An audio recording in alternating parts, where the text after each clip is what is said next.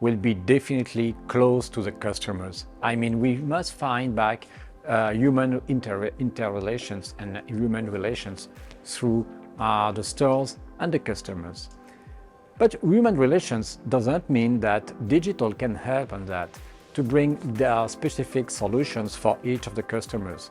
So the big dilemma for the store of the future will be how to manage the necessity to have the synergies, and I would say to have a mass volume and dedicated offer for each of the clients. And the retailers that will must succeed are the one who make this balance between personalization, localization, very deep in the roots of the communities, and having also the large volumes and the synergies for the purchase and all the formats. For me, it's the most interesting part of this conversation. I believe that the store, it will look like a mix of a lot of technologies, the Internet of Things, augmented reality, the generative AI. So we can find a mix of all these technologies in a physical world.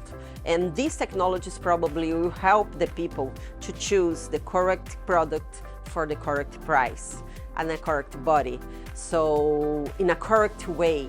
So it will be really interesting to see how the future of store will help people to buy better and best for everyone.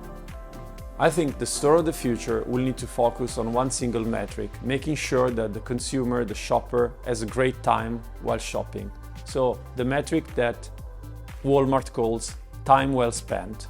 And this comes, I think, from combining well two different dimensions. One is using technology to simplify as much as possible consumers' life inside the store.